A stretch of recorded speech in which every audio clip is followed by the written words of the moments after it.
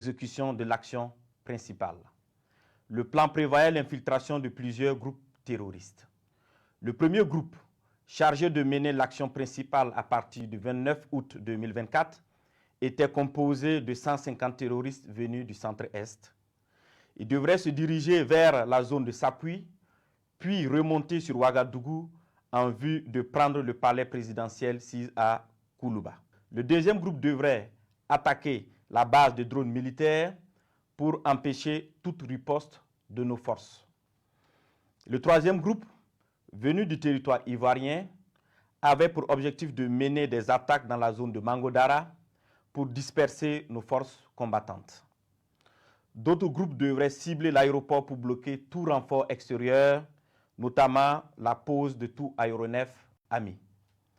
Durant ces investigations, nos services de renseignement ont été alertés de l'arrestation de 2 individus suspects sans papier d'identité à un poste de contrôle à l'entrée de la ville de Niamey le 29 août 2024. Après des auditions rigoureuses, ils ont révélé être accompagnés d'un certain Akouchi qui avait déjà passé le 10 postes de contrôle. Ce dernier a été arrêté plus tard, le lendemain, le 30 août 2024, à la gare Rimbo, à Niamey, alors qu'il tentait de s'échapper. Des vérifications d'identité faites, il s'est avéré que le dénommé Akouchi n'est rien d'autre que le commandant Ahmed Kinda, précédemment chef de corps des forces spéciales. Censé normalement être en stage au Maroc, il s'est révélé être le chef des opérations de toutes ces attaques tristement planifiées. Les 2 individus suspects se sont révélés être en réalité 2 chefs terroristes, nommés Ousmane Abdoulaye et Amadou Idrissa. Toutes ces arrestations ont permis de dénouer une grande partie du complot et de mieux comprendre les manœuvres visant à déstabiliser notre nation. Ils ont été transférés plus tard au Burkina Faso. Une opération spéciale antiterroriste a été dès lors immédiatement lancée en lien avec ces projets de déstabilisation.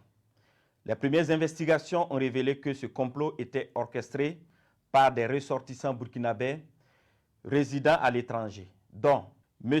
Aziz Diallo, ancien maire et député de Dori, travaillant actuellement en Centrafrique au compte d'un organisme international.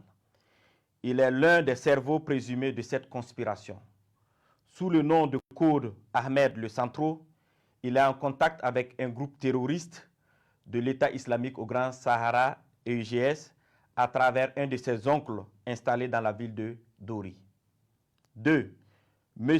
Ousmane Moumouni Raouni Diallo, oncle de M. Aziz Diallo, ancien combattant de l'EUGS, ancien coordinateur des négociations avec le groupe terroriste sous l'ancien président Damiba.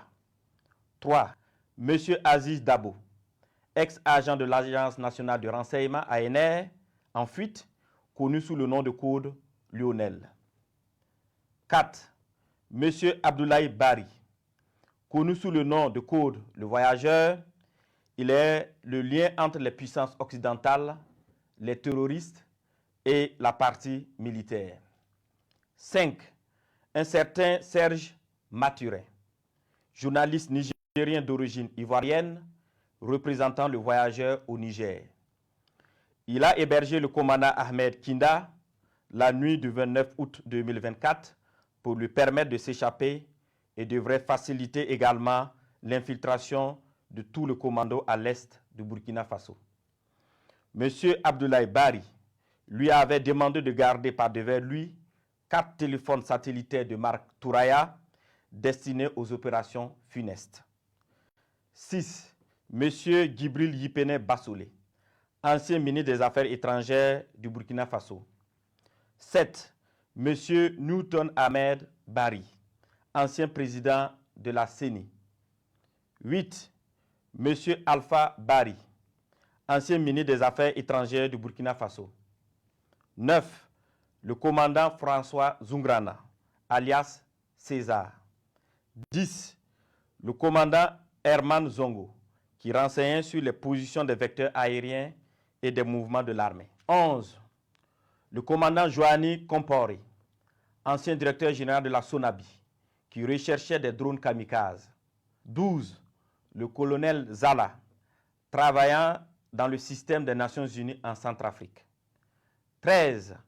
Le lieutenant-colonel Paul-Henri Sandaogo Damiba, alias le Patriarche, qui dirige le volet militaire de ce complot.